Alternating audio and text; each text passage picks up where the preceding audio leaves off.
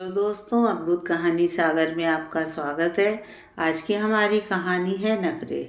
शादी वाले घरों में कैसी चहल पहल होती है ये तो सभी जानते हैं। वैसा ही कुछ माहौल था सावित्री सदन का।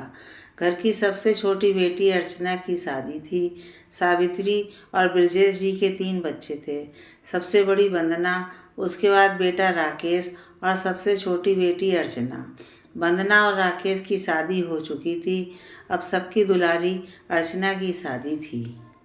वंदना, राकेश और बहू स्मिता कई दिनों से भाग दौड़ में लगे हुए थे।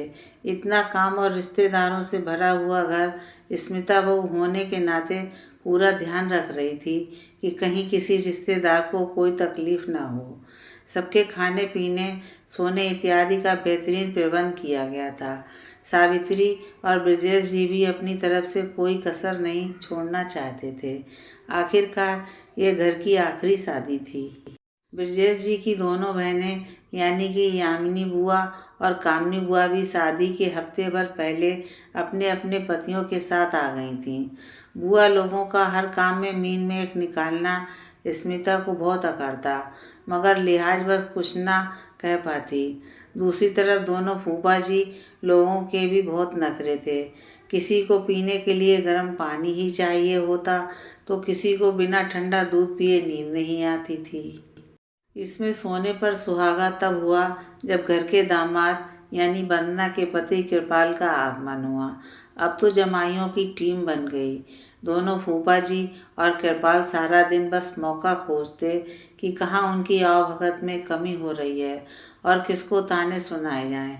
वंदना तो ठहरी घर की बेटी, अपने पति के साथ फूफाओं को भी झिड़क देती, मगर राकेश और स्मिता इसमें पिस जाते।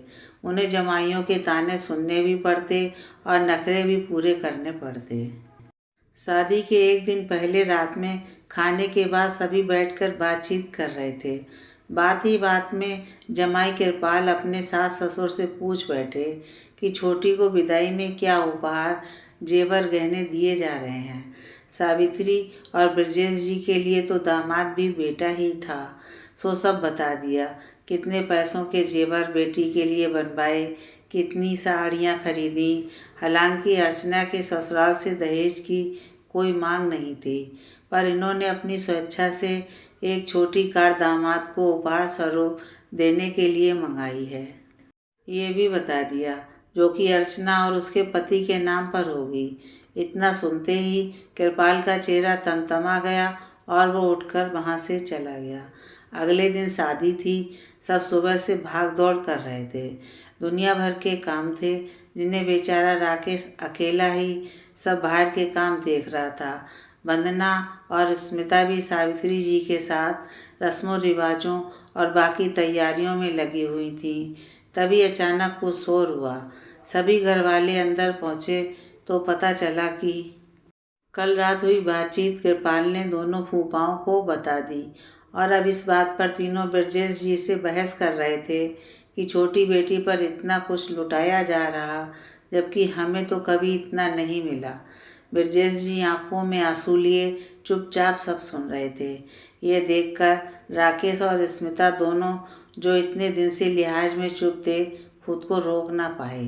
राकेश बीच में बोल पड़ा, बस करिए फूफा जी, आप लोगों की शादी को तो अरसा बीत गया।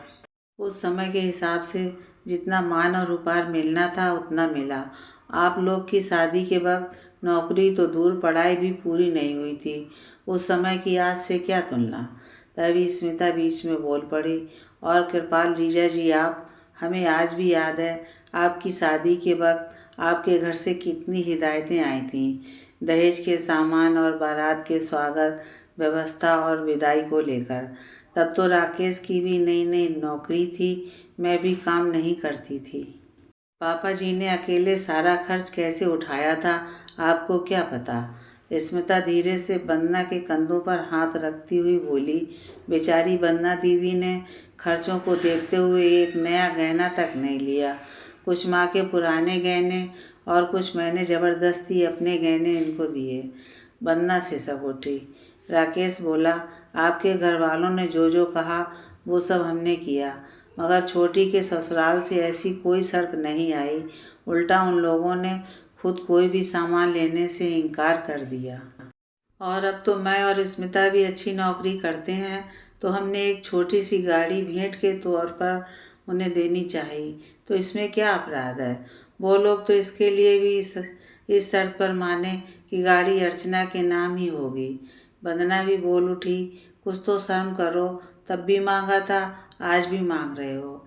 सावित्री जी ने बच्चों को चुप रहने का इशारा किया तो स्मिता बोल पड़ी, नहीं माँ, बहुत हुआ, आज घर में शादी है, हम सब इतने दिनों से तैयारियां कर रहे थे।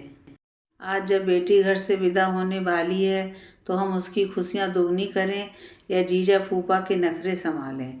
जिसे सद्भाव से शादी में शामिल होना है वो रहें, जिसे बुरा लगे वो यहाँ से बेशक चला जाए, पर खुशी का माहौल ख़राब ना करे।